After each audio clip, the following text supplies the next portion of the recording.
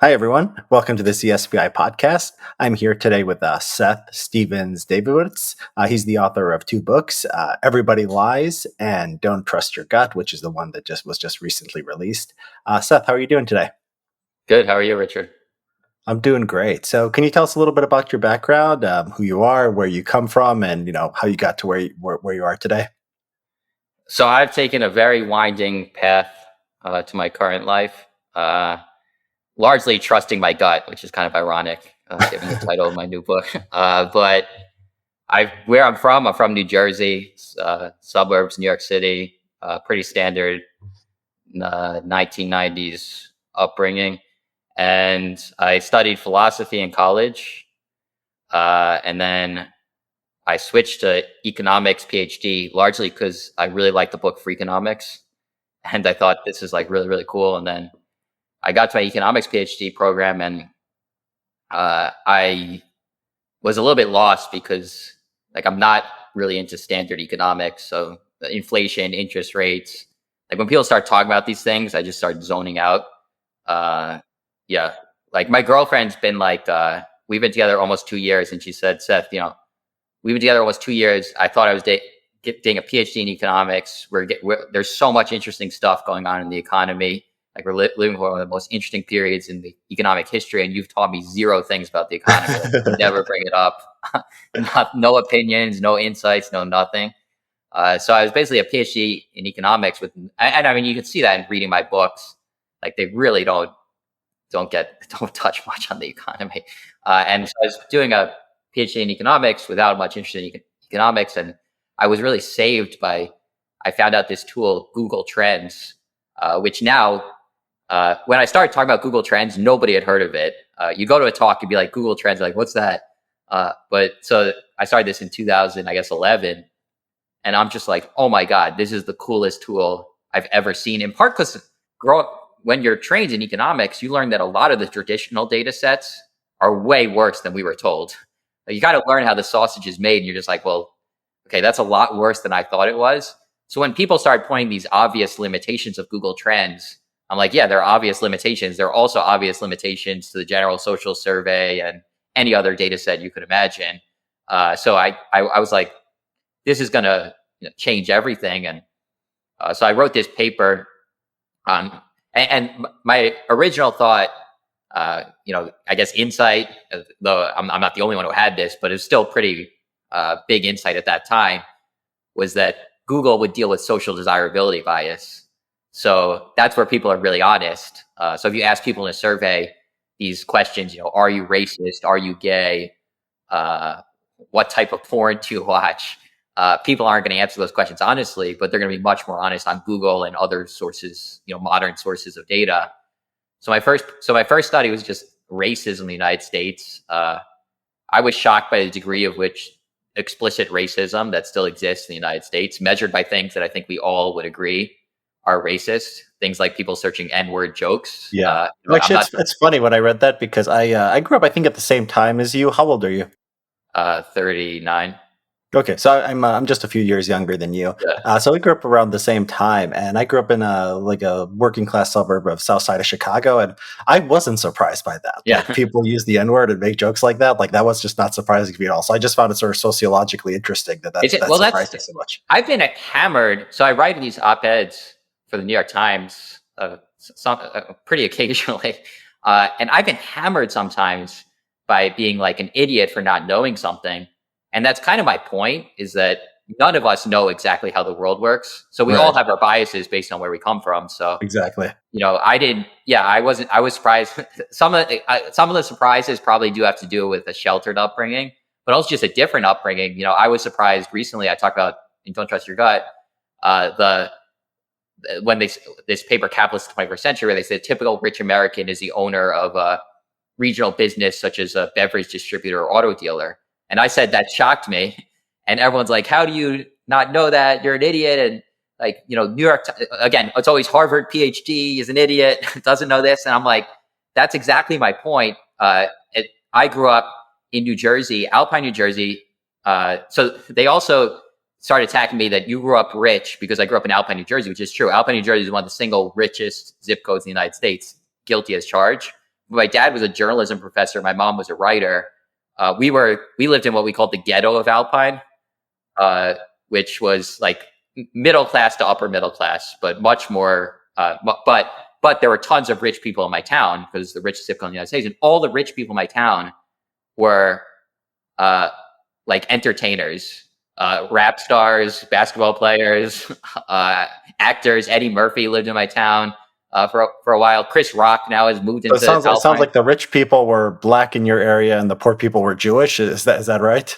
There just weren't that many Jewish people, but I guess it sounds like we could describe yeah, it. there was a little. Not very representative of the country. That is kind of an interesting twist.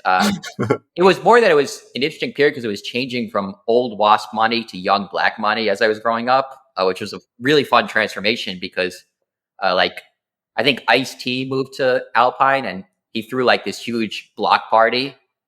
This was after I'd already gone to college. My brother said it was like the coolest thing ever, but like all the old WASP money was like, what the hell's going on going on with Alpine?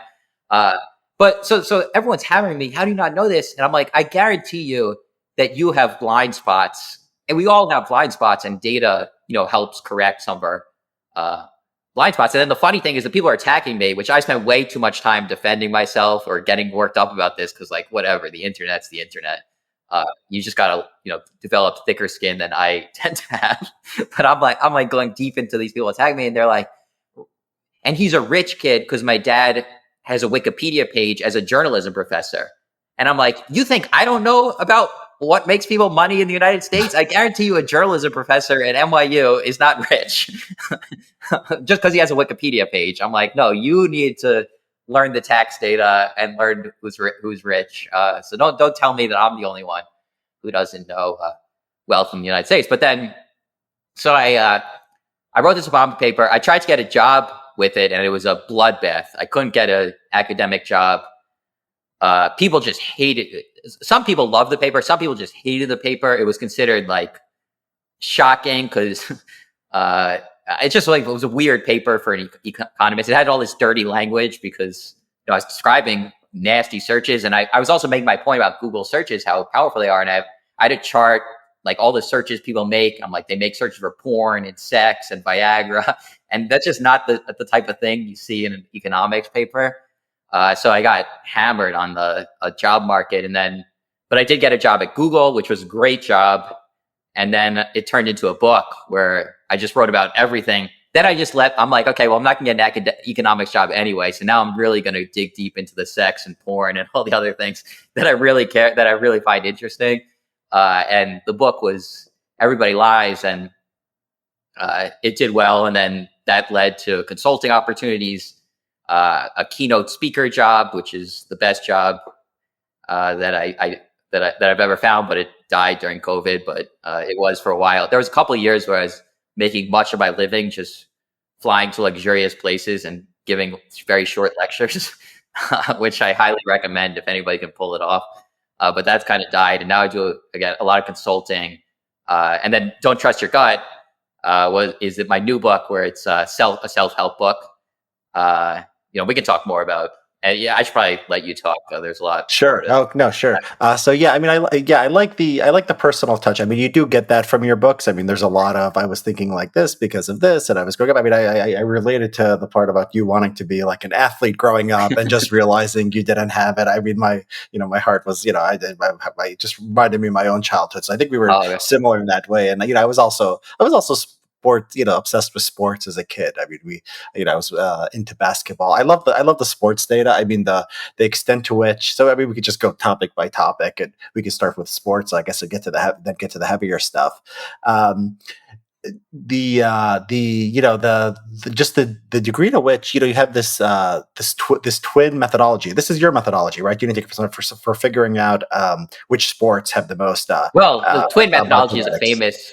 Twin methodology is a famous method. Of course. But for sports, yeah, but nobody had done this for sports. Yeah, so I'm like, you could actually. The reason I thought of this was so to clarify people to see how genetic something is. You compare identical twins to either fraternal twins or same-sex siblings, because same-sex siblings, they also share the same, background, environment, parents, but they only have 50% genetics on average, whereas Right. identical twins have 100% genetics. So if something's really genetic, it's going to be dominated by identical twins.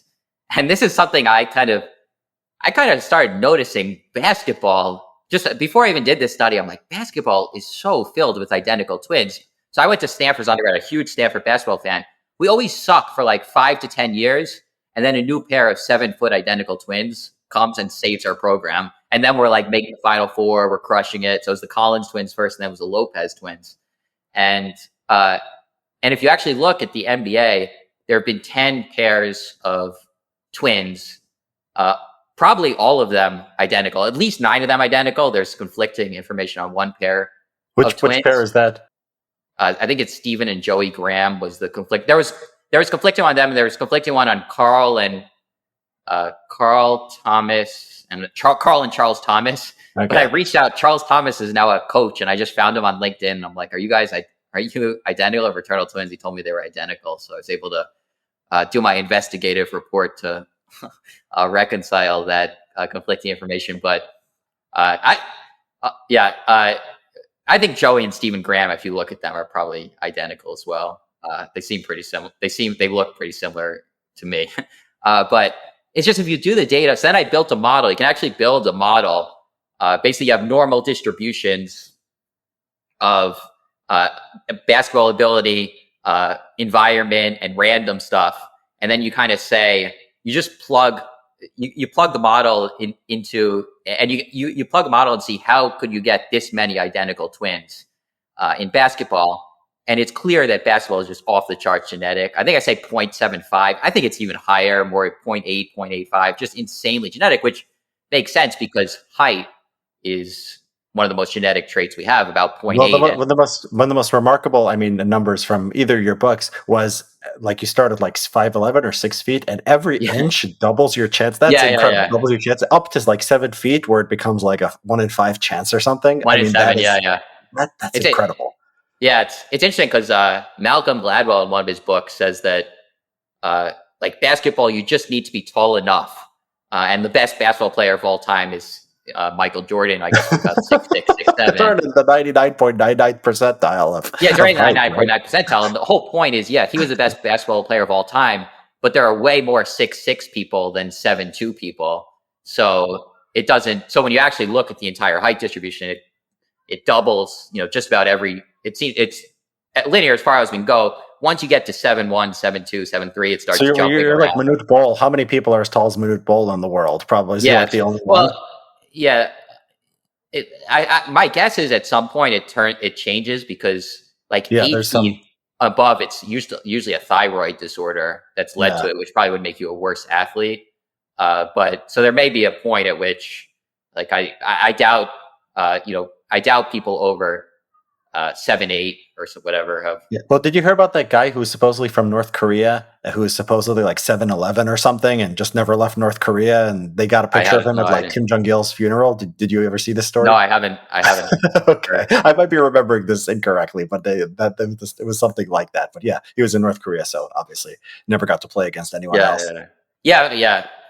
It's interesting because actually that section, the book "Don't Trust Your Guts" about how you can use data to make better life decisions. And I wanted to get to a point where could you just know your genetic capabilities? Robert Plomin has this great book, Blueprint, and he says everyone should go with your genetic flow and kind of figure out, okay, I'm good at this, or I'm not good at this, and then you don't waste your time.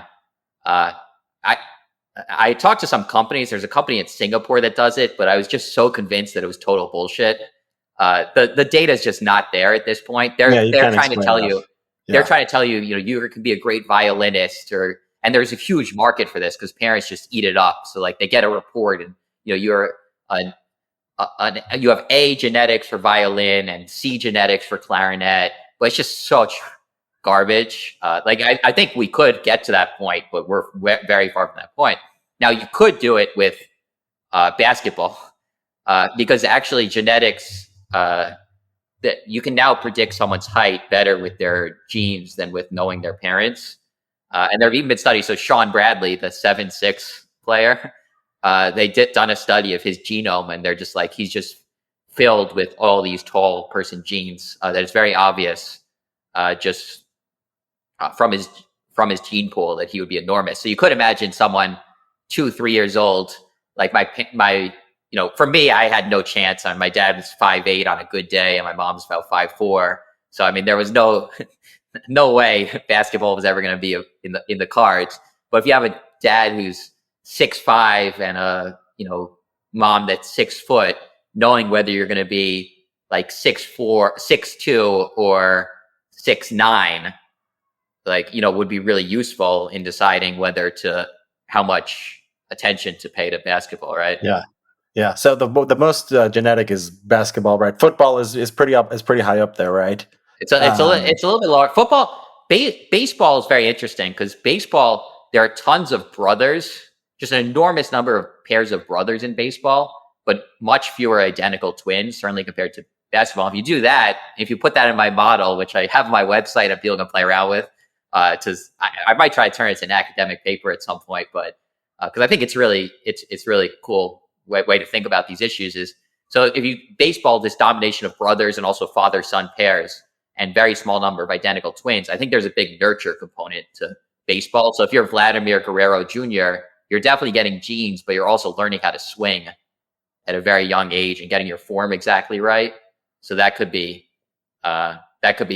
in. So yeah, it's kind of funny because Don't Trust Your Gut was supposed to be a book of all the major life decidecisions. And I'm sports stuff is great. Yeah, I'm such a sports nut that I'm just like, can I fit this in at all? I'm like, because I can't spend 4 years really, like, I'm gonna vomit if I have to look at another happiness study. Like, I gotta look at twins in basketball. I gotta look at scholarships in sports. I gotta look at this stuff because I'm just like so obsessed with this info that I'm like, I kind of forced it in there. Yeah. So the brothers versus twins is interesting because when you break up the twin or the adoption studies, it's same environment. So having 100% genes is not that big of an advantage over having 50% of the same genes, but being father-son is much bigger advantage than being unrelated. So or brother or just brothers. So yeah, that's great. And then the least stuff is like diving, right, and like horse riding. Equestrianism. Yeah. It's like isn't some of the stuff like everybody tries basketball at some point. Everyone, like, maybe a lot of people play baseball at some point, but few people are even going to try diving. So it's like it could be more genetic if like everyone as many people play basketball. For sure, I think it could be. Yeah, I think it may be. I think there are these studies. Were you tweeting about that? The Matt Iglesias, that politics becomes more genetic the more knowledge you have, which is kind of interesting. Yeah, I've seen that. Yeah. So there's interesting ways that that it could become more genetic. It'll be interesting to see how genetics have changed over time. There's a lot more to do. The methodology, I have to point out, is far from perfect because I didn't include this in the chart because I thought it was so obviously a limitation of the methodology. But if you do the percent of same-sex siblings who are identical twins, the highest sport by a very, very wide margin is synchronized swimming. And I don't think that's because of genetics. It's just because like they are the most synchronized.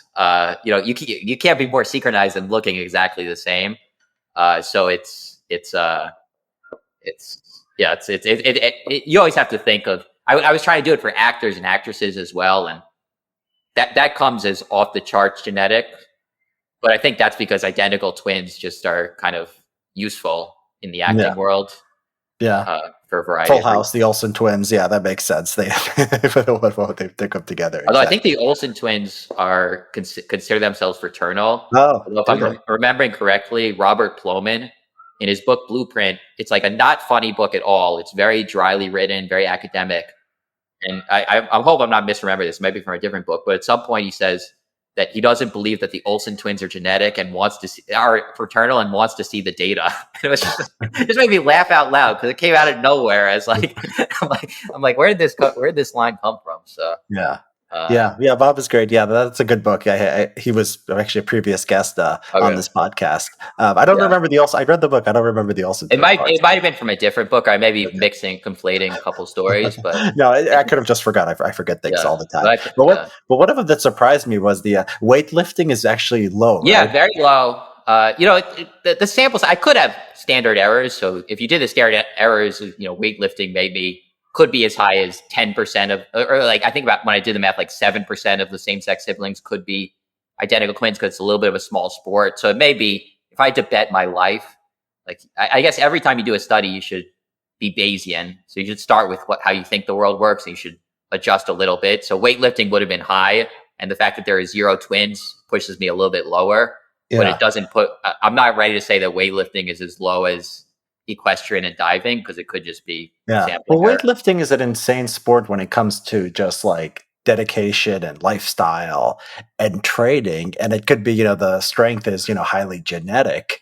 But like, the times in my life, like I've worked out a lot, is usually like something emotional going on. Like I'm trying to prove something or I'm trying to get girls or something. And so it's like, it seems like very environmental whether you actually want to make the sacrifice. Well, if you're just a 7'2" guy, right, you just pick up basketball in high school and you just discover you're good at it. So it does sort of make sense.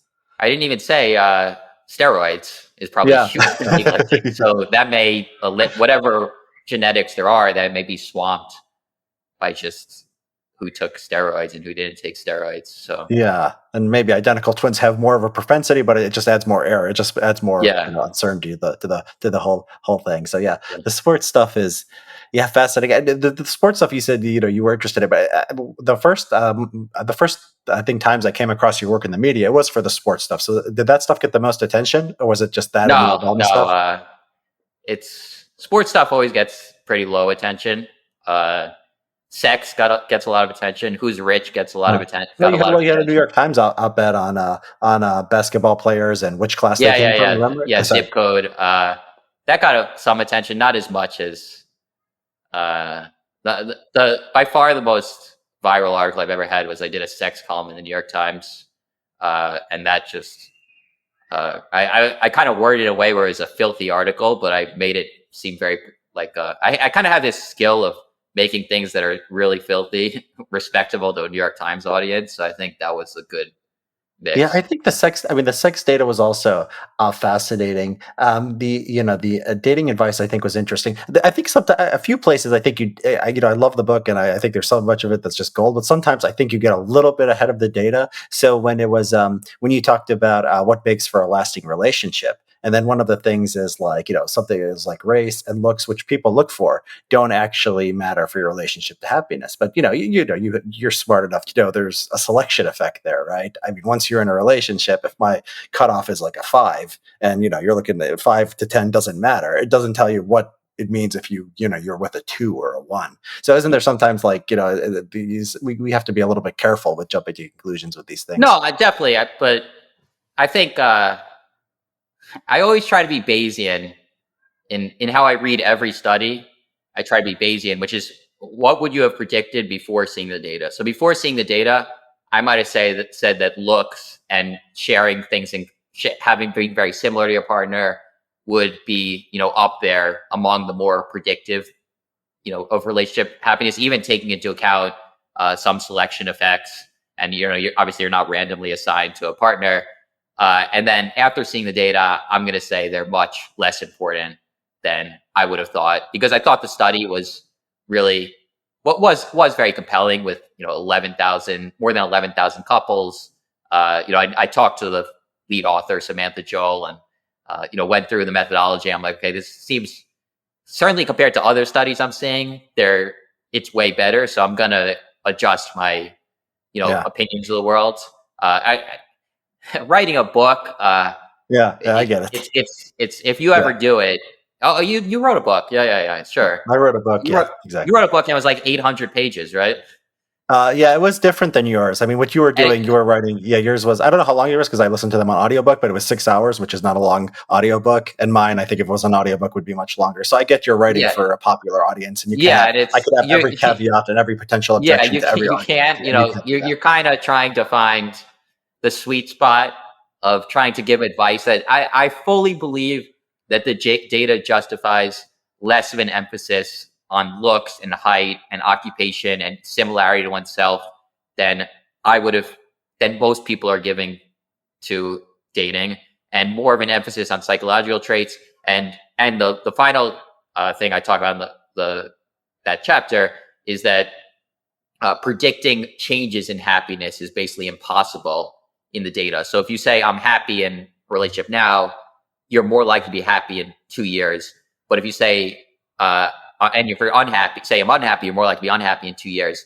But anything you know about the partner can improve that prediction, which I think, again, it justifies more of an emphasis, less of an emphasis than some people give to the fact, the traits of a partner once you're already in that relationship. So I think a lot of people say, certainly in my past, in my dating life, there have been times, this is so good, but this is ridiculous. We come from such different backgrounds. Like, we don't have this in common, that in common.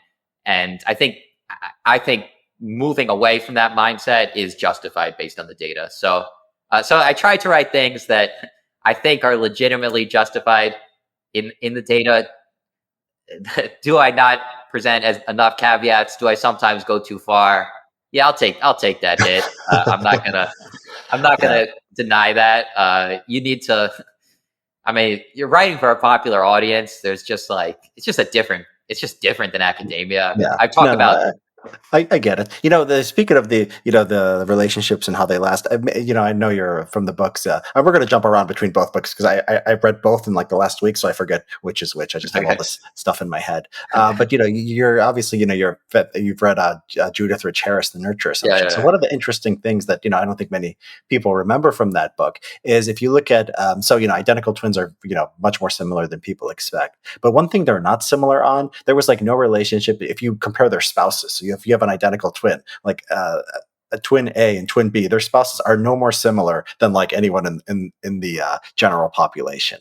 Oh, wow. I don't know if that's held up that. over the it's not a huge part of the book. I don't know if it's held up over the years, but your results on like sort of the unpredictability of relationships sort of reminded me of that. It's like studying individual humans is hard enough, but maybe it's just like once you have once you just make a dyadic relationship, once you're trying to analyze 2 or 3 or 4, just the problems just multiply so much, and it's just like hard to predict anything. And I sort of got that from a lot of the relationship data in your book.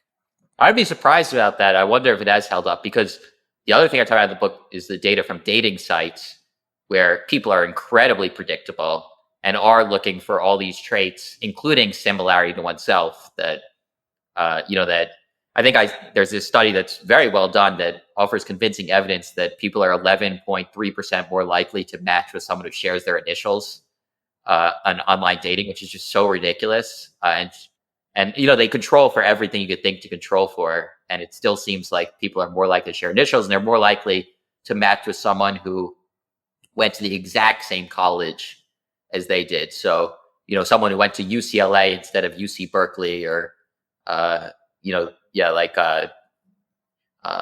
Wisconsin instead of Ohio State, or the very similar. It's just, I think it's just when you start multiplying correlations, though, you lose. So like identical twins are similar in a certain way.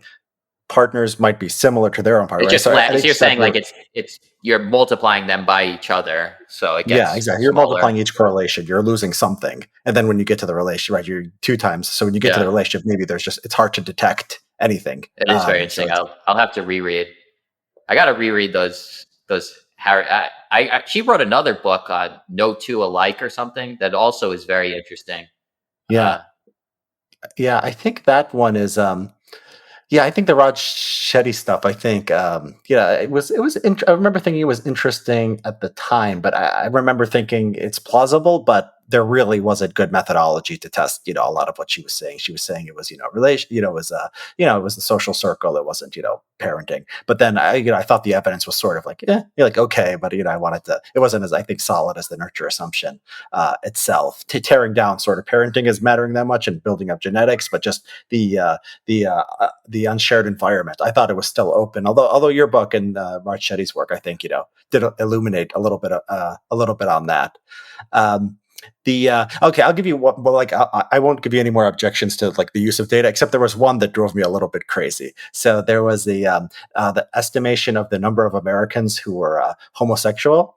It was based on porn searches. Now there's no reason to think that necessarily heterosexuals and homosexuals are searching for porn at a similar rate, right? So that's quite a big jump, isn't it?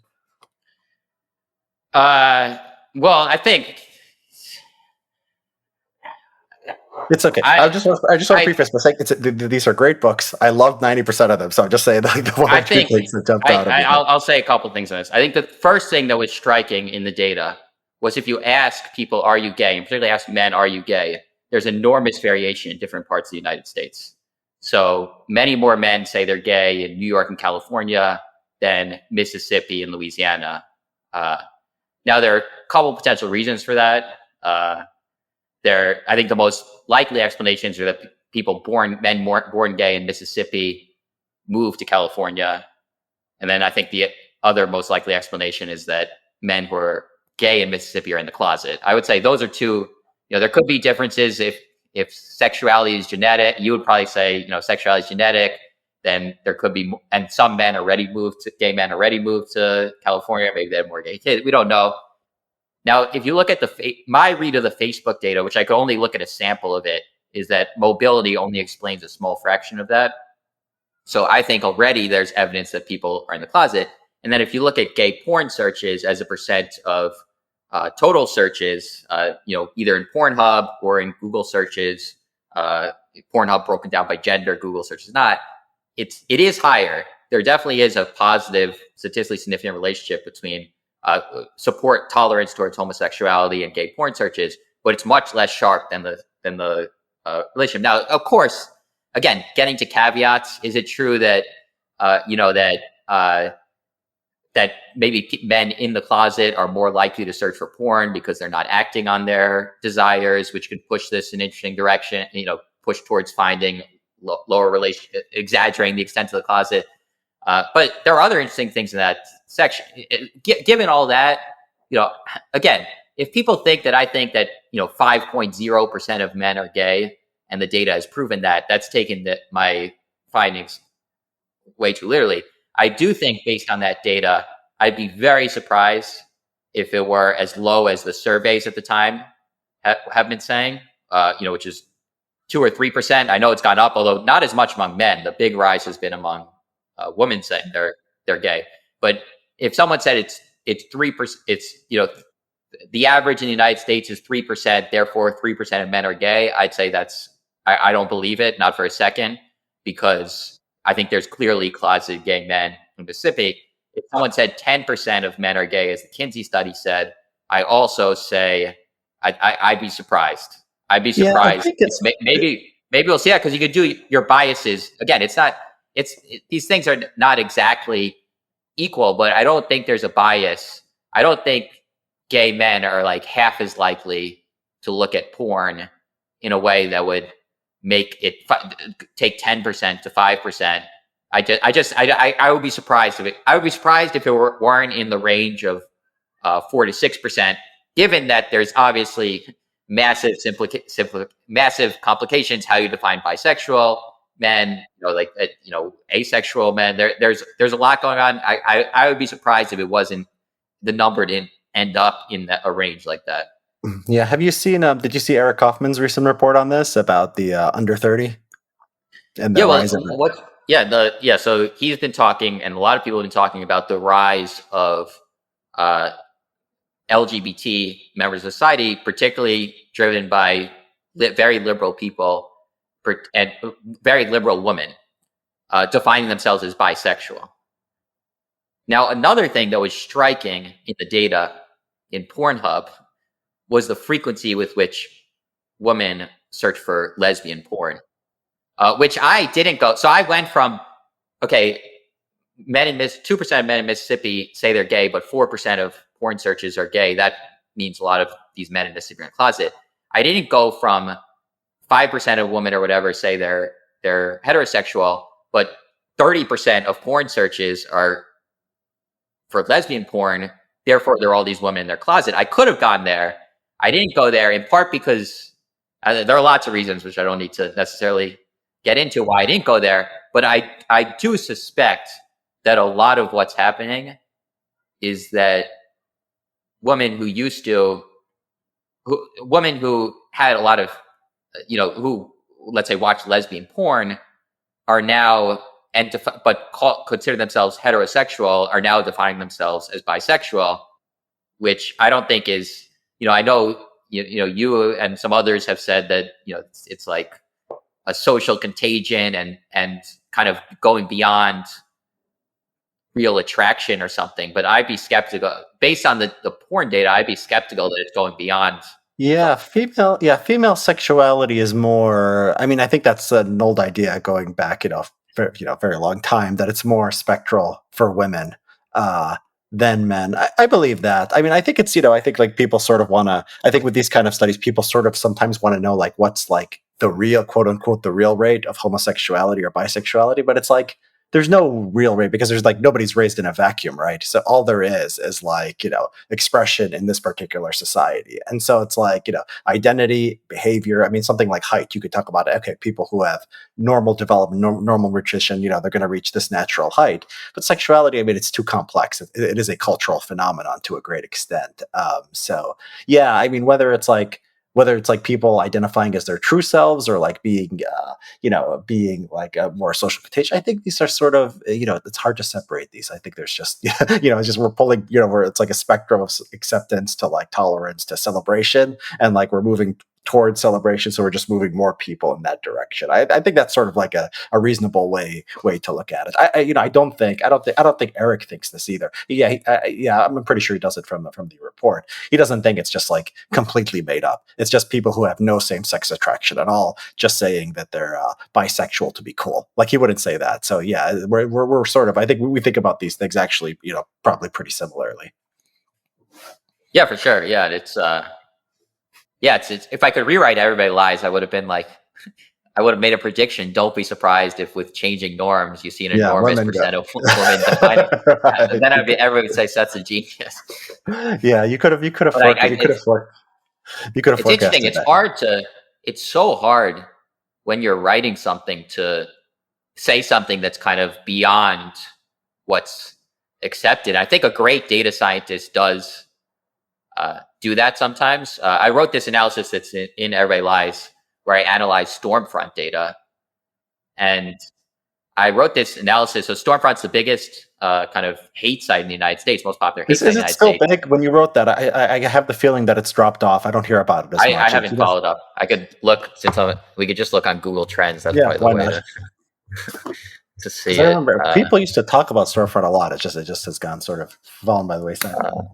Yeah, United States Stormfront. I'll do the topic, the website. Yeah, it does seem like it's. I think what happened was social media came along and people just started on social media. And I'm pretty sure you can't post a Stormfront link. Oh, no, I did Stormfront topic instead of Stormfront weather. I screwed up. Yeah, I think social media probably killed a lot of these white national sites. It did seem to peak in, the highest week, which I said in my article was, for a while was when Obama was first elected, but it did drop. So it got a lot of attention more recently. Yeah, so I don't know. But the point is, I wrote this article about Stormfront, and I'll tell you, it's interesting. People ask me, where do you get your ideas? This one was the most interesting. I Googled myself, and I was really excited that this website that I hadn't heard of was talking about me, and they were making very smart critiques of my article. They're like, Seth Stephens-Davidowitz, says this, but I don't think it's true. And they're like political junkies. Obama lost this much due to racism, but if you actually look at the data, I would say that this state was actually going racist. It was a very smart critique. I'm like, really interesting site. And then it's like, I get to the site, I'm like, oh my God, Jew Seth, Jew this, Jew that. I'm like, whoa, what the hell?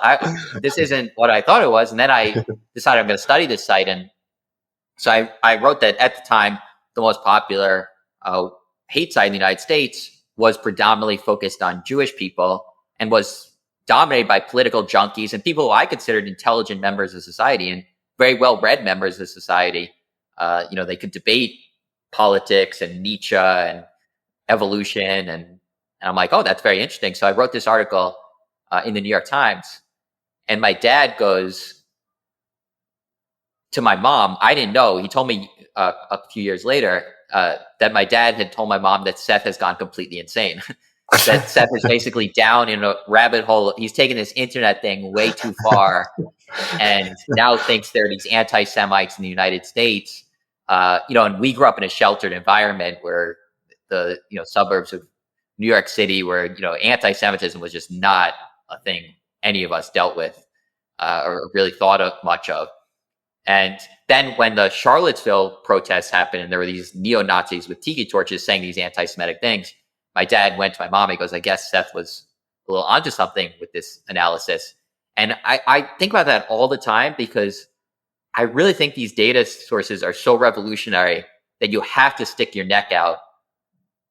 You have to be willing to say things that have people say this person is crazy, and it's so hard to do because we're always tempted. So the sexuality was a great example. We're always tempted. If you read that section, I walked it back so much, because you don't want to be. It's kind of beyond what people are talking about.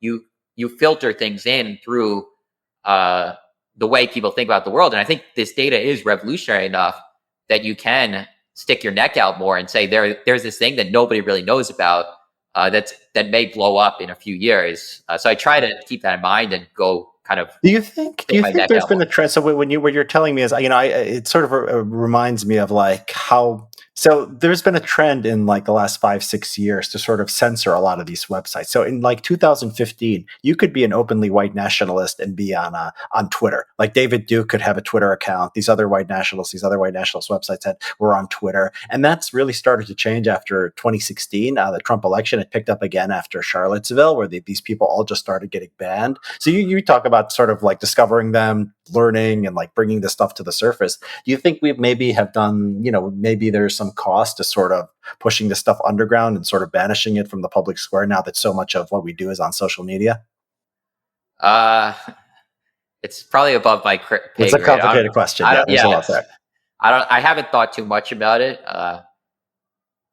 Yeah. Okay. I will say there is. I think calling attention to things can be dangerous.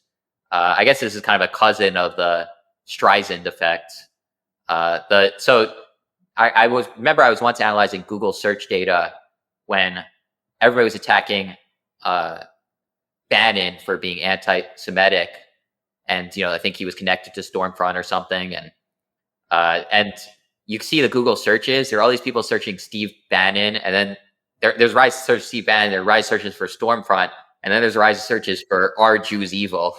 So I think people fighting anti-Semitism or calling attention to what they considered Bannon's anti-Semitism was helping things, but it's not clear that that's true, because you're really attracting people who are who hadn't heard of these ideas and now are going to be drawn to them. So fighting hate's very interesting. I have this study we did with Evan Soltas on anti-Muslim attitudes, which I thought, of everything I've done in my life, I think that was one of the ones I'm most proud of. And I think it gets to some of these issues, how you actually fight hate in a successful way. Yeah. Do you think, and this gets to the data question and sort of how we use data, do you think the way we frame, like for example, you have data on predicting hate crimes. Now, as you know, hate crimes are a tiny percentage of crimes in the United States, right? So we've had a massive increase in the murder rate in the last year or two, thousands of lives. And it seems like we have such a disproportionate focus in like the media and in academia on hate crimes, on things motivated by prejudice, which is like, okay, yeah, we want to stop them. But do we like, are we maybe paying too much attention to this stuff for, ideological or political reasons? And then when we take the data and focus on it, aren't we maybe directing our energies in the wrong place? Some academics, a couple professors said that when I wrote my first Obama paper, that they don't find these topics that interesting. And my response was, I played the Holocaust card. I said my grandparents are in the Holocaust. Yeah. So I think when you go through human history, the costs of hate have been enormous, that even if we're at a low level now, historically, I do think, in human history, major problems have come from hate, that it probably does warrant more attention than a random crime. So I'll play the Holocaust. Well, I mean, but then it goes back to what you're bringing more attention, right? You're telling people sort of, if you're, people are seeing that, okay, that itself focusing on it. And so, it's a country of 300 something million people. You're going to be able to find hate crimes and, evil things that happen. You could be by putting a disproportionate focus on that stuff, contributing to more of it. You could have, hatred going the other way, and then you could have a reaction, a counter reaction, raising the salience of racial tensions, right? Itself, could potentially be dangerous. That's tough. That's the bet against the study that I did with Soltas was very interesting. It was studying the minute to minute when Obama was speaking about anti-Muslim attitudes. That was this was fun. after San Bernardino attack, and everything Obama said, he just started lecturing people. He's like, we have to appeal to freedom, not give in to fear. We have to love our neighbors, no matter their religious background. Like just classic Obama. And I'm a bit of an Obama fanboy, which maybe people won't like, but I'm like, go Barack. And like all the other Barack fanboys like myself, the Boston Globe and Newsweek, there's like, this great stuff. He nailed it. But then we actually look at the searches there are these really nasty searches which predict hate crimes. I hate Muslims. Muslims must die. Kill Muslims. They were all shooting up during the speech. But then at the end of the speech, he goes, we have to remember Muslim Americans are our friends and neighbors. They're our sports heroes, and they're the men and women who will die for our country. And then you see that searches for Muslim athletes shoot up and searches for Muslim soldiers shoot up. And people are like, oh, who are these people? You see on social networks, young men, people most at risk have anti-Muslim attitudes. They're going, Shaq was Muslim, Kareem Abdul-Jabbar was Muslim, Hakeem Olajuwon was Muslim. They didn't know that some of their sports heroes. Shaq is Muslim? Wait, was that? Did I mess that up? Did you say Shaq? Yeah, was he not? Could be, but I never.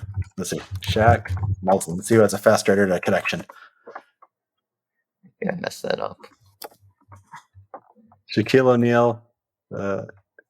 When asked in a 2010 interview who he thought was the best center of all time, he said, another Muslim brother, Hakeem Olajuwon. He then confirmed his plans to visit Turkey and one day undertake the Muslim pilgrimage. Hey, I did not know that. Yeah, so that's exactly. Guy. You don't associate Shaq with with praying 5 times a day. It just always seems to be partying. Yeah. So,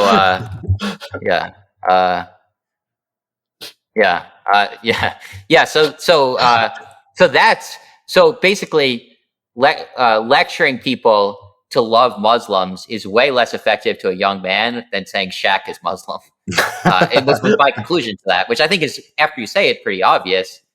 And then Obama gave another speech, which in a Baltimore mosque, and he just totally doubled down on this. Everything was who's Muslim that you didn't realize was Muslim, or Muslims' place in American history. And so did they know this? Did they know about your data? I think I haven't talked to anybody who confirmed it, but it was so striking that I couldn't imagine it wasn't influenced. Because you literally see this next speech 3 weeks later. It was just completely just 8 paragraphs on everybody who's Muslim and all the Muslims' role in American history. All these things you wouldn't have known, that Americans built the skyscraper in Chicago. Thomas Jefferson had a Quran in his office or something. Just all of these, you'd have the exact same response. Is that true? I didn't know that. He just really went big on that. You did see that a lot of the negative search on Muslims dropped. And there was a study recently, as big a sports fan as I am, I'm not a huge soccer guy. So Liverpool got a new player. I forget who's Muslim. And that there was a study that there's been a big drop. Mohamed Salah, there's been a big drop in anti-Muslim attitudes among Liverpool fans, measured in a lot of ways. One of the ways they looked on Twitter of people who follow Liverpool, so they're fans of them. And then after Salah joined the team, just way fewer anti-Muslim posts among those people. It's interesting. It's all very... It's believable. Yeah, it's very believable. I mean, this is intuitively correct. People don't like being lectured at. I mean, you could see that. You could see the success of Trump. I think if one thing in the last 6 years, so people really don't like being lectured at about from media and establishment people. That's fascinating. So yeah, I mean, it's a little bit of I think the people who want to it sort of goes back to what we were just talking about before this. It's like the lecture. I think focusing on the hate crimes and sort of the prejudice people face does feel like lecturing to some people. So it does seem like maybe that does potentially have a unintended consequence, while just saying, hey, look, Muslims, athletes, entertainers, your friends, your neighbors. Yeah. I'm sure that, okay, this is one study. I think when and it was done with Evan Solis, I think when I finished it, I'm so arrogant. I'm like, I've solved hate in the United States. I've done what Martin Luther King Jr. and all these others failed to do. And, obviously that's not, that would also be taking this study too far. There's a lot more work to be done, but I think it's unambiguous that a lot of times people do things that, allows themselves to pat themselves on the back and congratulate each other. So if I hadn't done this study with Soltas, if we hadn't done this study, then everybody just would have said amazing speech, home run, grand slam, he knocked it out of the park. But it's like, but I think the data shows that it wasn't very far from a grand slam. That must happen all the time in hate. It's in politics and everywhere. Yeah, I think that's politics right. Everywhere, one of the things, speaking of so another way is sort of the use of data and sort of the assumptions that we use data. I liked you had a chapter in one of the books on people's looks and like how we are prejudiced in people based on their looks. And one of the studies I thought was funny that you cited. It was about the faces of like military men. Do you remember? West Point graduates or something. And then you could predict how far they went in the military. And your interpretation was, well, we're stereotyping them as something, or like they're getting an advantage. Isn't the other possibility that maybe like the facial features do correlate with some underlying real trait? I mean, the thing is that study controlled for everything else they could think to control for, which you think would also, so they controlled for athletic ability in West Point and grade point average and many other things. So I think it's a little hard for me to think that it's correlating with something that doesn't predict athletic ability. That's correlating something that doesn't predict athletic ability or grade point average or family backgrounds. But so I thought it was pretty convincing. I think the evidence on looks and how superficial we are is, and how much, like I was writing that chapter and they go, so the most famous study in this arena is this Alexander Todorov that he shows people pictures of two pictures, people running for an election, Senate and congressional races, gubernatorial races as well, and just ask them which one looks more competent.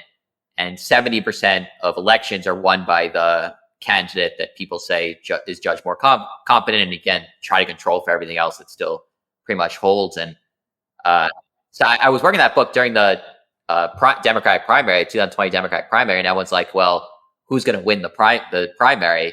And I say, well, it doesn't really count, because if you advance to this level, you already have to look the part. So, everybody who's running, the serious candidates already look the part. But I'm like, but Biden clearly looks more like a president than any of these other people. But I didn't stick my neck out and be like, Biden's going to win. But it was, if you line them up and said which one looks like president, I think it was pretty clear that Biden was. I don't know, like, do you think like Seth Moulton sort of looks like a president to me, right? He went nowhere.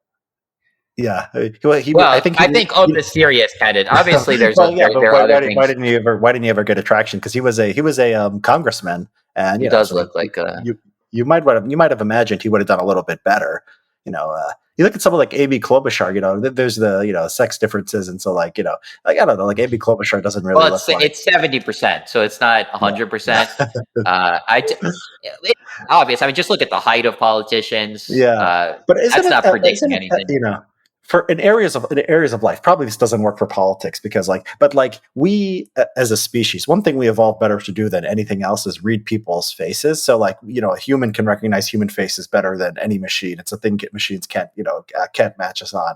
And it's maybe we are very good at picking up these cues. So if you're looking at military men, you're like, yeah, you control everything. But I have this machine in my brain that's been honed perfectly for exactly this task, looking at people's faces and seeing, what their underlying traits are. And so, you can't dismiss the possibility that, maybe that they're, we're discriminating against people based how they look, but also at the same time, the looks are actually telling us something.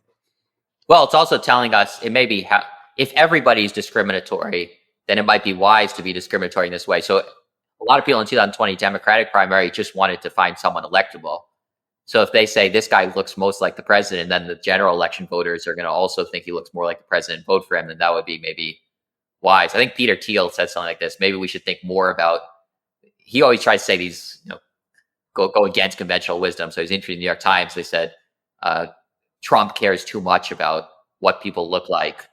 And Peter said maybe maybe we should think more about what people look like. I don't want my Secretary of State, looking like a schmuck when he's negotiating against the other country. But yeah, I think that was Marie. I think that was like I think he was talking to Maureen Dowd actually. Yeah, I remember reading the exact same thing and also being struck by it because I thought that was interesting.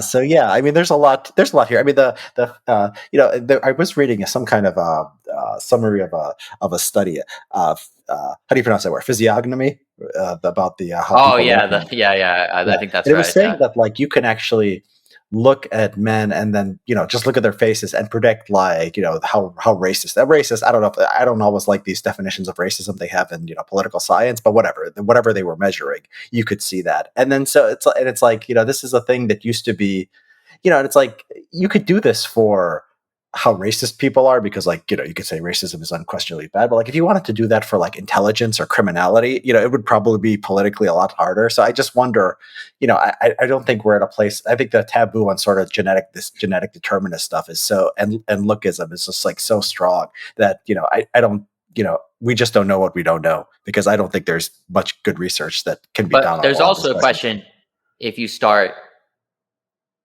I asked actually I was interviewing Todorov for the book, and I asked him if there have been any studies, which I found really interesting, if people start acting like the way they look. So if you look really presidential, are you going to start acting more presidential? I always suspected that like really attractive people always converge on this, not always, but with very high probability converge on this very uncontroversial persona where they're just very nice to people because you don't need to rock the boat. If you're Tom Brady's always nice to everybody, always shaking everybody's hand. Thank you, Mr. Kraft. Thank you, Mr. Belichick. Super respectful. And there's no need to, it's just such a successful strategy. There's no need to shake things up at all.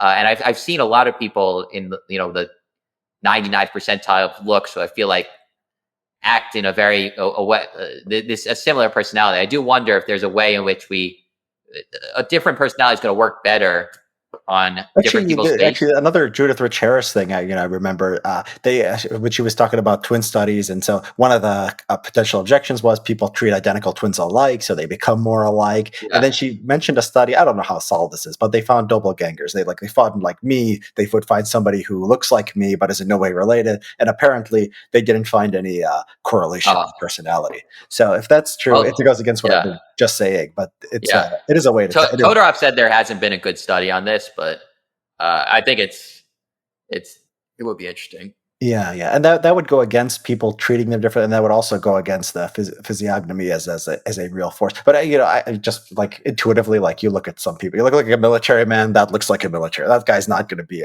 just like intuitively. I have very strong intuitions about like some people look. But like, I gotta think that we're horrible at actually making these judgments. I agree that it's a politically sensitive area. Like I think there are many times where, I follow you on Twitter. I follow a lot of people on Twitter who say things that I'm like, yeah, that's 100% true, and nobody wants to say it.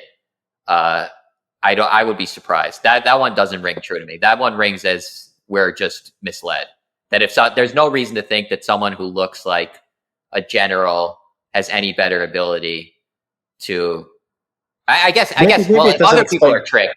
Yeah. If others, but like this example. That they've also done studies that people who look baby-faced are more likely to get off on a crime than people who don't look baby-faced. Because they're like, that person can't be a criminal. Come on, look at his face.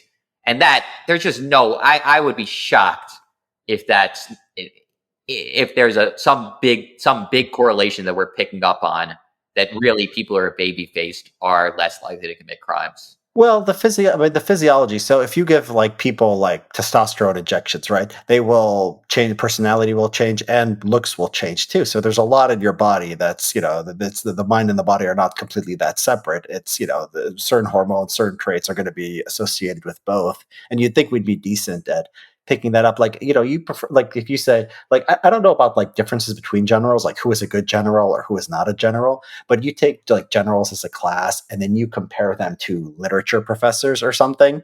Like, I would be shocked if there was a universe where all the literature professors look like generals and all the generals look like literature professors. How do you feel? What's your intuition about that? Yeah, but I agree. I don't know I don't know how to interpret that difference. I think a lot of it is people leaning into what your best shot at having a successful life. So I do suspect that if you did studies like the ones I was recommending that Todorov do, that people do lean into their look a little bit. That I don't know that that if everybody is drawn to you from a very young age as a leader or as a politician, you're going to be more likely to become a politician. If everyone thinks of you as a Yeah. professor, But then you're more likely to become a these professor. sort of stereotypes and what people think about it, they have to sort of seem like they would be based in so like, why do we think that this is a general, this looks like a leader, and this looks like an intellectual, and this looks like a criminal? It does seem like, maybe they're leading into it, and so they're exaggerating the natural differences. But it seems like Well, I the think the criminal one we're probably confused by the difference between children and adults. Maybe that baby faced people remind us of kids who do legitimately commit fewer crimes. So we're like, a kid's not going to murder someone, but or like, yeah, a man who looks a little bit more feminine. Yeah, same thing. Women are less likely to commit crimes too. You're so it could be just some kind of yeah, that would faulty be an example of us overgeneralization. overgeneralization from a different sample. Ah, I would be interesting. Yeah. shocked if there isn't overgeneralization. I think there's also so Nassim Taleb has this point that if you go to a doctor and there are two surgeons, maybe you've seen this. One of them looks like George Clooney, and one of them looks like a butcher at the same hospital. Go with the Yeah. butcher because the butcher has to be so much better to have reached that point because we are so give such an advantage to people who look the part that you want to go over the price. I want to do a study. I still might do it. I didn't fit in this book of NFL coaches because I'm a huge Jets fan, and the Jets always hire a coach that just looks like he's going to be an amazing coach, and he just has this deep voice. He looks like the military man. He's like just dominant, and everyone's like, "Yeah, we got it. We solved it this time." And then the coach freaking sucks. And I wonder if there's a similar phenomenon that, in my opinion, the two most successful NFL coaches of the modern era are Andy Reid, who looks like a plumber, and Bill Belichick, who looks like, I don't know, like a high school history teacher or something. Yeah. And I wonder if you correlated across all the coaches, that coaches that look the part less are more likely to be successful because to reach that level, they have to be so much better than these schmucks the Jets always hire who look like they were born to be NFL coaches. Yeah. Yeah. So this is interesting hypothesis, that it seems testable. Uh, Yeah. yeah. Yeah. I mean, when people have different intuitions. It's hard to. I mean, that's why I think, having taboo on researching these things is so bad, because yeah, we were sitting here and we're speculating, and it's fascinating. There's different ways to sort of understand it or look at it, and people have different intuitions. So it'd be cool to just try to learn as much as possible about these things.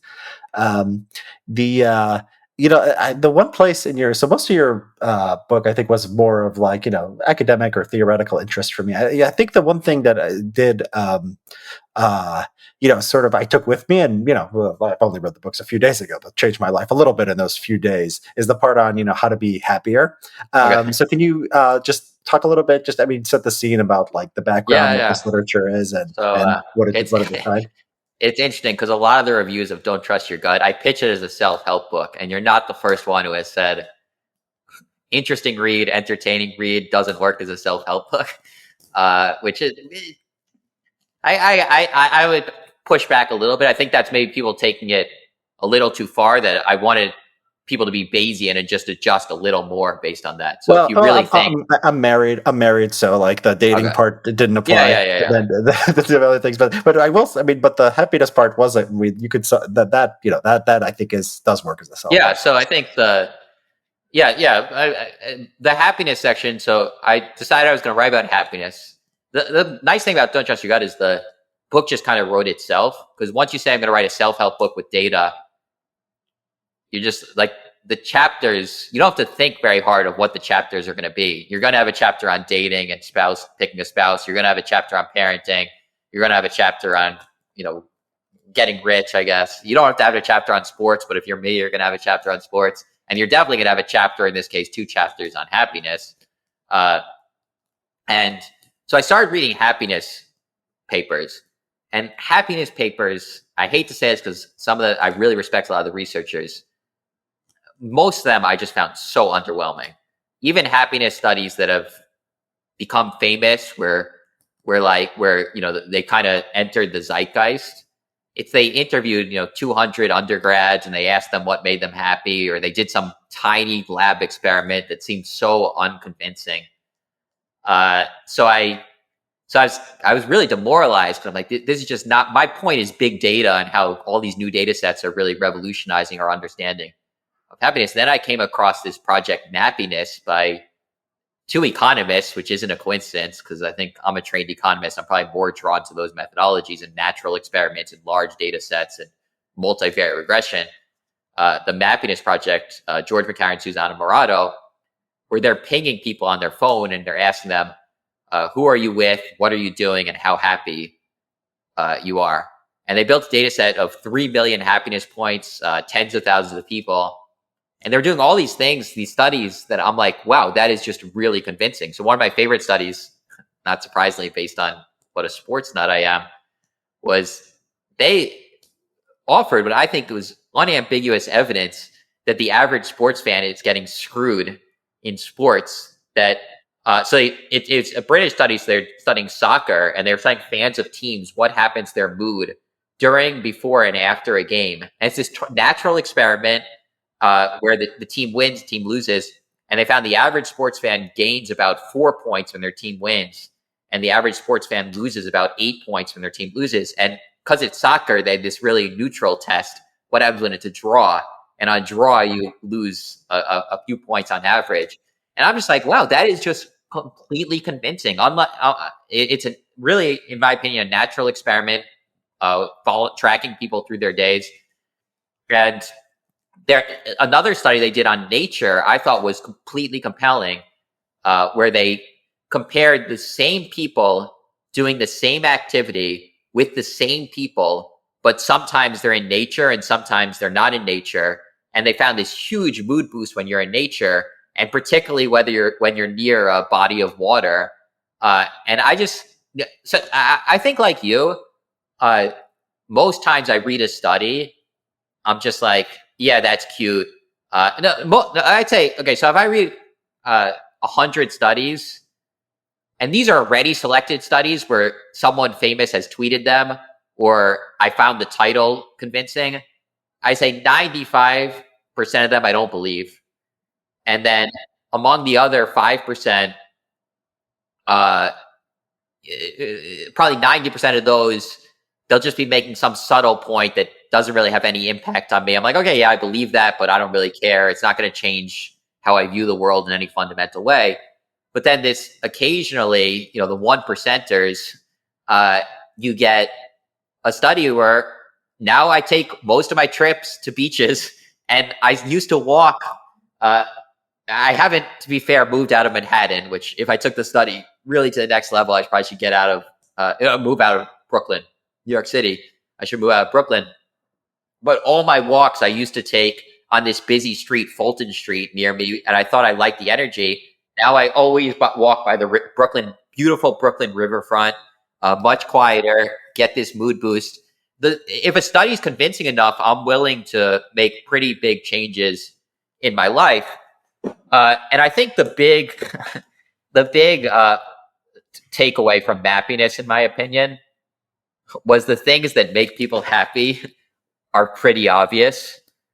So I talk about the people who make people happy. It's romantic partner and friends, and basically nobody else. The weather that makes people happy. It's above 75 degrees and sunny, and nothing else seems to really matter very much. Nature makes people happy. The activities that make people happy. Sex was number one. Exercise, gardening, taking a hike. somewhat surprising, but it wasn't lighting the world on fire with these findings. But then I kind of concluded there was profundity in the obviousness of the happiness research, that like you kind of, we're all looking for these cheap answers. And really the things that make people happy are pretty simple. And we just have probably all could benefit from doing more of these things. So Uh, are Californians and Hawaiians happier than Minnesotans and people in Illinois? And there are, there should be a so strong correlation there, right? yeah, they've done studies. Uh, it's not just as simple as weather, but it does. My read of the evidence, the best study on this is Unhappy Cities by my former advisor, Ed Glazer, and others. And they've ranked every city based on happiness. New York City is right near the bottom. Many cities are just horrible, and Hawaii just scores through the roof. California doesn't do as well. It has good weather, has nature, but it's also chaotic and polluted. Uh, and Florida, Arizona. So they're definitely, and they also found that when you move out of an unhappy place into a happy place, you get a mood boost. Yeah, if you look at the European suicide data, who knows if this is genetic or whatever, you see the Northern Europeans drink a lot and commit a lot of suicide, and then the Southern Europeans much less so. So, maybe, yeah, that's consistent with it, although, obviously there's a lot going on there. When I was like living the dream as a keynote speaker, I was giving a talk in northern Norway in the heart of winter, where they have about 2 hours of sunlight. And I was doing and I was, I consider myself a Google Trends expert. So I'm like, can this be good for people's mood to have 2 hours of sunlight and freezing cold? And I looked at the data on depression and anxiety, and in these months, it's just through the roof. It's just off the charts. And so I just presented that to them, like, you might want to try not living in a climate that gives you freezing cold and 2 hours of sunlight. But then again, I just Googled happiest countries in the world, and it confirms what I've seen before: Finland, Denmark, Iceland, Switzerland, Netherlands. There's some conflict between suicide data and happiness data. Some people say that people commit suicide when they're unhappy in a happy place. So if everybody around you is happy and you're unhappy, that's gonna drive you to suicide. If everybody's miserable and you're miserable, you're less likely to commit suicide. I think this area needs a lot more work. Yeah. Well, the other obvious possibility is just these Nordic countries, for some reason, have a cultural bias towards saying you're happy, not complaining. Yeah.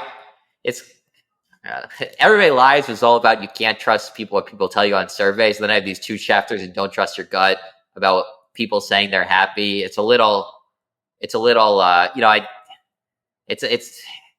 There's definitely, you definitely do have to treat the data with a little caution. People telling you they're happy, but I do think, I thought the mappiness, so I include this, I don't know if you only heard the audiobook, I include the happiness activity chart where you rank 40. We get the PDF supplement, yeah. Yeah. So I have 40 activities on happiness. And I just view that chart as an indictment of modern life. Mm-hmm. It really is striking when you look at the things that people say make them happy. They're not always, but so old school. Hunting and fishing, gardening, walking around with friends, being in nature, running around. And you see the things that make people miserable. It's working, standing on a line, doing chores, filling out forms. And then the leisure activities that make people miserable are all modern things: the internet, social media. Yeah. So we really do have to, I think, rethink. So I think there's a pretty big danger of some aspects of modern life. I think we're just not suited. I'll tell you. Yeah, I haven't made a huge change to my life yet, but the other day I was with family and I turned my phone off for 2 hours, which is a great accomplishment for me, which does very, very rare. And I'm gonna build up to doing more of that. So yeah, the social media data in particular is very. Oh, just before we get to that, going back to that data, the stuff about the Scandinavian countries and whether believe the surveys or the suicide rates or whatever. The Google Trends should be able to potentially solve this, right? You can look at cross nationally, and you would you trust Google. You trust any kind of Google Trends more than you would survey results, right? So, has that been done, or so depression is highly correlated with weather. I actually did a quick study on this, and it's pretty striking in the winter months how that depression just shoots up in Chicago in ways that it doesn't in Honolulu. It's pretty much the strongest correlation that I found in the data. I think there have been other academic papers on this as well. So, it's always complicated. Mood is, there are many dimensions to mood: depression, anxiety, joy, fulfillment, meaning. There's so much. It's complicated to make anytime you're limiting it to one number, you're probably missing something. Yeah. Yeah. So the social media stuff, I mean, it's interesting because I love that study where they pay people not to Yeah. use Facebook, and it's a huge effect size, isn't it? Enormous. And there's been a follow-up study for social after I finished the book. That was at the time the only randomized controlled trial, but there's a more recent study where I don't know if they paid people, but they have people off social media more generally, not just Facebook. And again, an enormous decrease in depression, increase in well-being. So it's pretty compelling. And there's one of the caveats with the happiness data, which I probably, if I could redo the book, I would have talked about it a little bit more, is we're talking about averages, and everyone's going to say, well, I'm different. So the average person may not like Facebook. The average person may like an 80-degree day, but I hate the heat. I think it's my suspicion, which again, I wish that this was studied. It hasn't been studied to the degree I wish it was studied, is that people exaggerate their differences on happiness. So if you did a weighted average of what people think makes them happy and what makes the average person happy, I'm pretty confident it's not 100% on what people think makes them happy. And I'm pretty sure that it may be smaller than that. The weight may be surprisingly low on what people think makes them happy. Yeah. Yeah. We're not as special as we think, basically. And yeah, there's the one study that points in this direction is they've studied introverts and extroverts and the mood boost they get from being around people. And they both get the exact same mood boost. Yeah, go ahead. Finish the thought. Yeah, so introverts tend to think, and I consider myself a 99.9th percentile introvert. I know the definition of introvert is not simply the mood boost from being around people. There's also, energy recharge.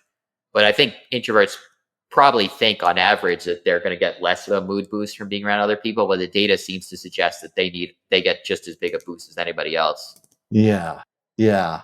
So I think about, we've had such a societal failure. I mean, one of the striking things in the book, I think you show how Americans spend their time, between, I think, what is it, 2000 and 2019 or something like that? It's whenever the American time use, I think, whenever it started, 2003 or something. Yeah. And it's our GDP is significantly higher than 2003 by, whatever percentage. And we're, if anything, spending less time on things we make us happy and more time spending doing things we hate. And it's what a failure. What was all this economic growth and, progress for if we're just, standing in lines or sitting in traffic? I mean, this, reducing this friction to life should be a goal of, public policy, should it not? 100%. And I do think that, to the degree, the book, to the degree it's pushed as a self-help book, that is something that people should think about. So I'm such a nerd that I got the happiness activity chart printed on an iPhone case, but I think everybody could look at that chart, and really the goal of life is find the activities that you hate and find ways to spend less time doing them. And there's definitely a complication that work scores very low. And what do you do with that information?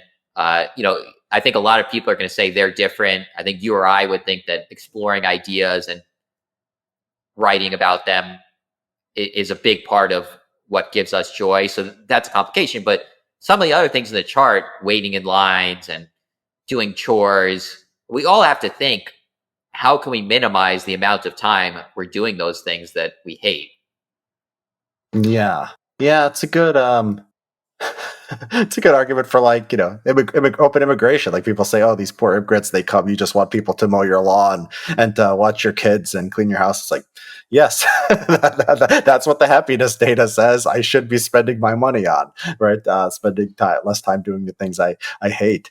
Uh, yeah, it's, do you think that like, for like something like maybe the happiness to a certain extent, but like I think especially for something like dating, it's one of the or even like trying to be happy. Now that I think about it, it's like a thing that it becomes elusive once you focus on it too much. So if you're going on a date, I think the worst advice is do a cost benefit calculation of every word that comes out of your mouth and analyze like this woman at every point in the date to see if she's the right person for you. And it's like obviously you could go overboard. Obviously that's a recipe for potential disaster. And then is the question.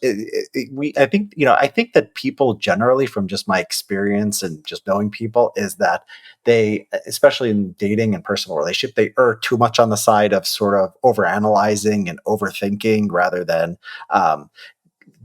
going with what's natural. So like, yeah, it's okay to say, okay, the data can tell you, XYZ, but the data has not said so far that focusing on the data is better than not focusing on the data, right? You need an RCT to say what is the ideal amount to focus on the data and what is like, and when should you just use a different heuristic, like, just have a positivity bias or just do this or just do that. Do you understand what I'm saying? It's sort of like the data is like There, great. It teaches us something, but we don't know if using the data is actually good in a practical sense. there is one RCT I didn't include in my book because I try one thing I try to do in the book, and I'd be curious if someone like you picked this up. Is I really tried to only include studies that I thought were convincing, and that I noticed the average self-help book that is evidence-based, in my opinion, they have something they want to say, and then they just find a study to confirm that. And you can find a study to confirm absolutely anything. And with this book, I hope this came across, and I think I was probably speaking to 1% of the population in doing this, but I really tried to focus on the methodology and not the results. And, the Mappiness Project I thought was compelling. I thought the Samantha Joel's study on relationship, the study on the RCT on Facebook, it was really there are two studies that I'm not going to name that I forced in there that I don't think hit that, where I'm just like, I need a study to talk about here, and they didn't quite hit that level, but there are only two. Every other study made it through what I consider a very rigorous process of only if I thought there was useful information in that study. So there was one study where they randomly informed people of the activities that make them happy, and they claimed that the people who got that information were happier following being told what activities make them happy. I didn't love the study for reasons I'm not going to get too deep into, that I didn't include in the book. But I think you're right that that's a promising area of research. I'm pretty optimistic. When you don't have a study, you kind of have to go based on your own experience and things you've heard in the world. My dating life got way better when I got more intentional about it and really thought through, both with studies and just thinking through what actually would help me find a mate who would make me happy. And my happiness has improved since I've started Yeah. doing these things. I barely watch sporting events with teams I'm fans of anymore. I spend more time in nature. I force myself to do things that I don't want to do, that take a little energy to get started.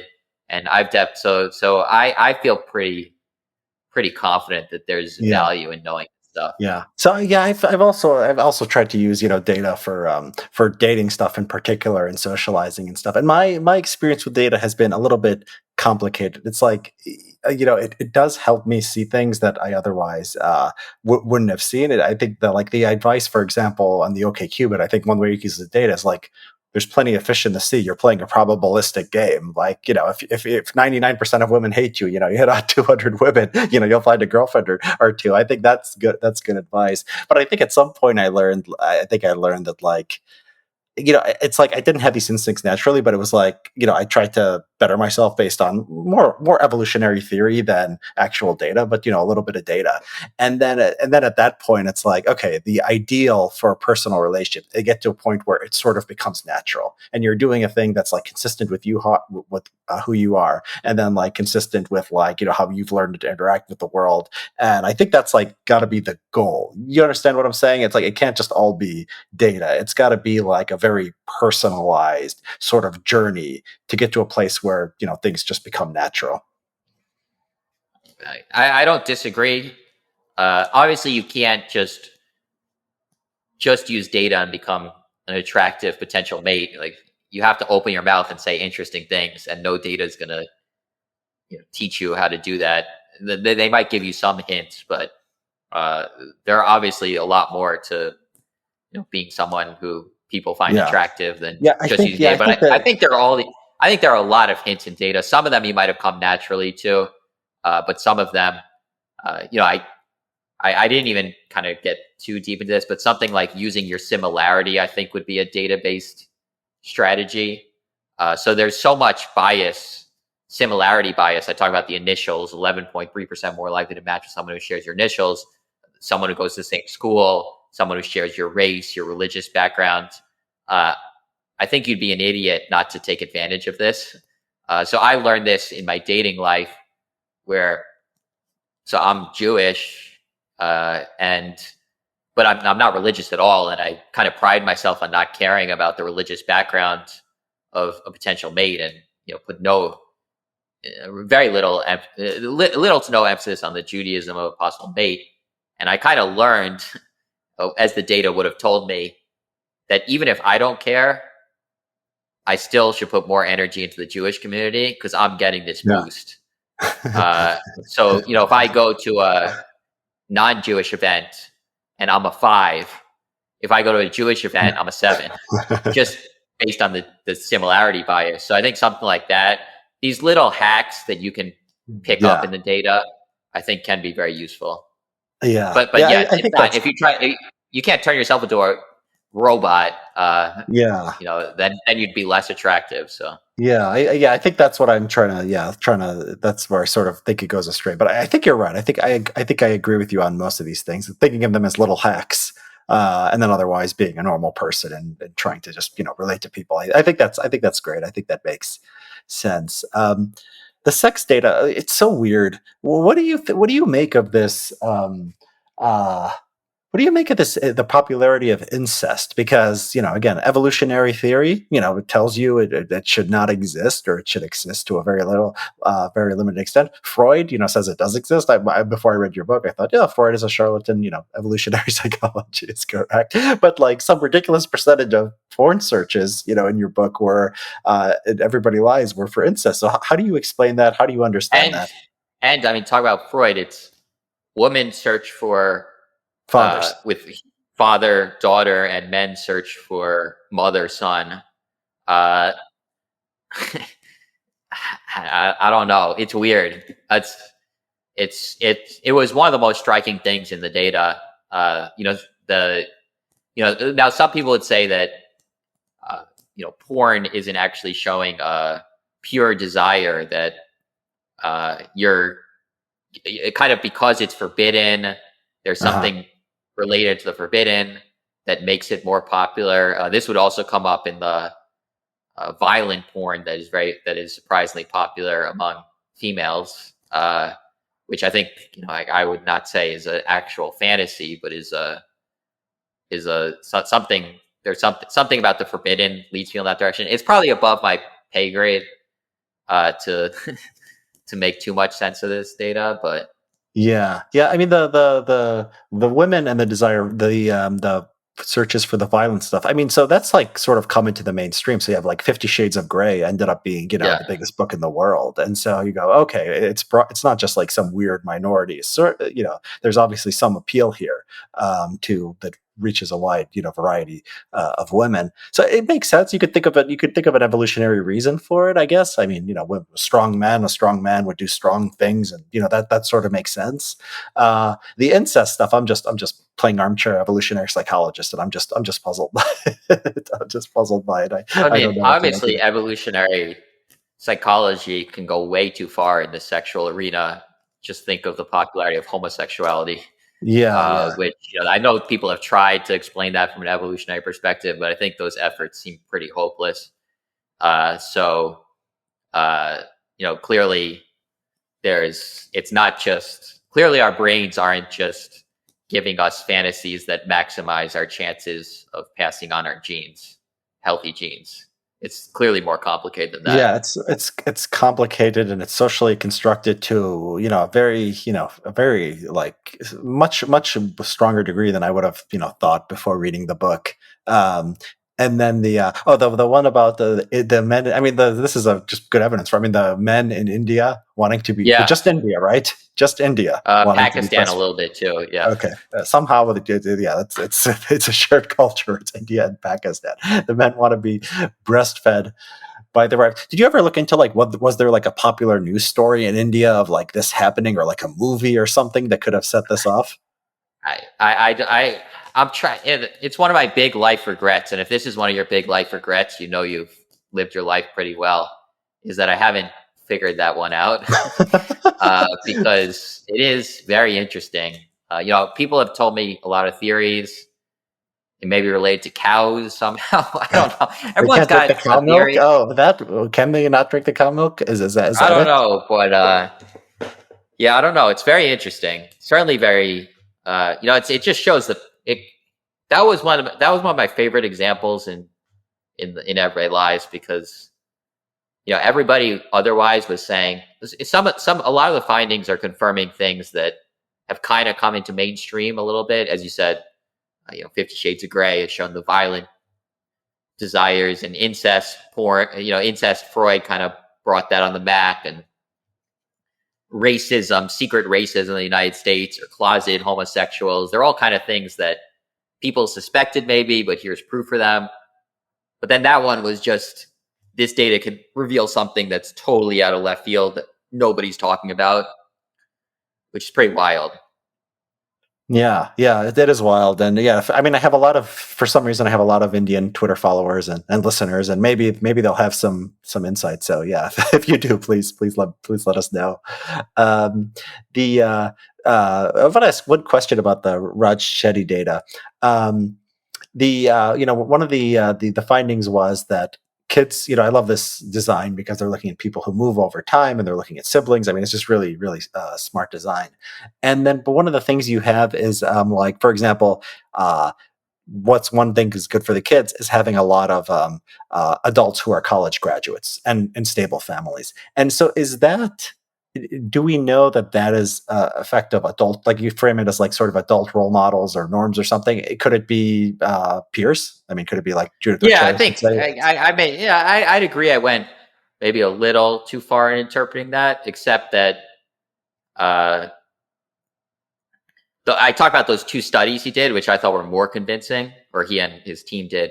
The female scientists, that just growing up around adult female scientists increase your odds of being a female scientist, and the African Americans who grow up in blocks with a lot of black fathers around do way better. Those two combined with the correlations, I think we started moving towards that direction, though I don't know. They're just correlations, so we don't know. College grads are more likely to have smarter kids, and the kids would be smart. So it's a bit of a it's a bit of a black box because it's all only correlational analysis. But that did seem to be stronger than things like the test scores of your peers. So I did think that certainly it seemed like my read of the evidence was that adult role models were maybe a big factor, and then maybe there is the make a popular book. You got to exaggerate the point a little further than you would if you were, offering every caveat. Yeah, But I no, do. I think you're doing well. Yeah, I think you hit a right balance. Yeah, I'm picking sort of my questioning about If I did have a lot of kids, it. I would put more energy into the adults I expose them to based on the data. So I tried to do every piece of advice in the book was something that I either do or would do. So I would, if I were a parent, pay more attention to both the neighbors I was exposing my kid to and the adult role models. And if I had friends who I really wanted my kids to turn out like, I'd bring them around more, have them talk to my kids more, because I just thought, my read of the evidence was that probably is a bigger factor than I might have thought, before this research Yeah. existed. Yeah, I mean, for practical reasons, I mean, it doesn't make much of a difference because, like, you're getting either the parents or the kids if the neighborhood is going to be the same. So practically, move where there's a lot of college graduates, where people have don't have broken homes. It doesn't. Who cares if it's the adults or the kids? Yeah, just plausibly. I mean, I don't remember like the adults around where I grew up. Maybe it was different where we grew up, but I lived in like suburban America, and like the adults, they weren't they weren't a big part of my life. The adults in the neighborhood, so and the kids obviously were.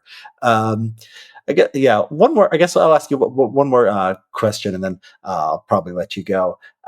One thing that struck me from the book, and it was just it's a small vignette. I mean, it wasn't like a big thing, but it was like you were talking to Larry Summers, and you were talking about you were presenting him some data, and he looked at it, and he believed it, and then you were something you said something like he basically just assumed that if there was like whatever finding that I had, that people in the hedge funds had already figured it out.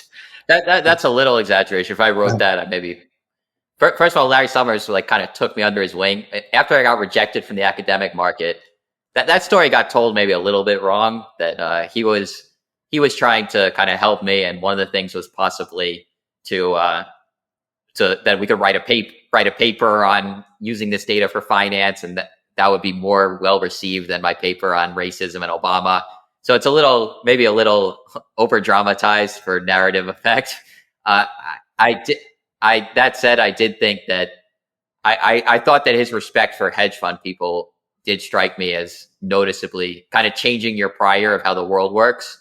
He has had some experience in the world. He seemed very respectful. I think I said the reason I originally was able to do all these Google search analyses that nobody else could do was I figured out a way to hack around Google Trends system to get better data. And it was this kind of, I guess, clever trick that Google wasn't presenting data if it didn't get above a privacy threshold. And I realized you could just do the word you're looking for and do the word you're looking for, or do the word, another word, and that does get above the threshold, and another word plus your word, and then just subtract the two. But I had to download 5,000 samples and build an econometric model to actually get the data to work. So it's a little complicated. I told Larry Summers about this, and he's like, I very, very clever. He's very impressed. And then I just asked him, do you think Renaissance technologies would have figured this out? He goes, of course they would have figured that out. And that was just, it was interesting. I'm just like, oh, that's kind of interesting, because that counts as, I think, extremely clever in academia, to the point that nobody else in academia had come up with it or come close to coming up with that, or thought it was off the charts clever for academia. But according to my read of Larry Summers' response to it, it doesn't count. It counts as obvious in hedge fund world. That made me think that the talent in hedge funds is just way higher than the talent in academia, which is very interesting. Yeah. I mean, so I think me and you, both of us, we sort of we started off wanting to be academics, and I think I was the Summers story. Even the way you tell it, I mean, it's still I appreciate that clarification. It's still very interesting, and so I was heading in this direction anyway. But I think 10 years ago, before I started in academia, I would have thought okay, you want the person who knows most about finance, you go to a finance professor. You want the person who knows most about the economy, you go to an economics professor. Psychology, you go to the psychology professor. And then I came to realize that probably not. I mean, there's a lot of there's a lot of data out there in the world, and there's a lot of ways to analyze data, and the payoffs for being right in other fields is much higher than being right in academia. Often there's no payout to being right. It's just convincing other people, and sometimes the research agenda can sort of go off in strange or directions that don't make a lot of sense or don't explain much about the world. And just reading that story, it was it was it was a little bit of are we are we nerds like who are not in hedge funds? Are we just playing in a little sandbox and like the adults are out there doing the real work? It just gave me a little bit of that when I heard it. Did you have like a sort of a personal reaction to that in I that way? had a similar response to you, and yeah, I think I would say I now do a fair amount of consulting. I have done over the years a fair amount of consulting for hedge funds. And I would say it has to some degree confirmed that. I think the people in academia are incredibly smart. So my advisors or, uh, all the professors, they have a talent. Like I think the people at the top of hedge funds maybe couldn't climb to the top of academia.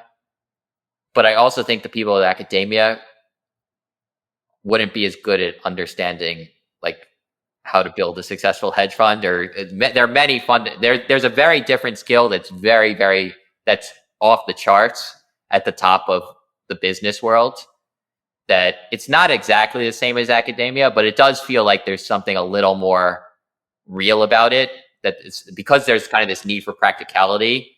There is a way of academia, you kind of end up eventually playing almost without fail. You play these games of what's acceptable evidence, and I think even if someone starts very bright, they're eventually going to be maybe a little bit more focused on whether the evidence counts by the standards of the game, rather than whether the evidence is actually true. That I think you see less of in the business world. But the business world also has its own limitations. They're just different worlds. But that was yeah. When something counts as off the charts clever in academia, but would be considered obvious in hedge funds, I did have that response. That was like I did have that exact same response. Yeah. Okay. Good. Yeah. I'm glad you saw it. Yeah. Sort of in a similar way. Yeah. I mean, it's not just that there. It's like there's a the academia. It's like all sort of fields and human endeavors have like arbitrary nonsense and like hoops you have to jump to and things that are not necessarily conducive to figuring out truth.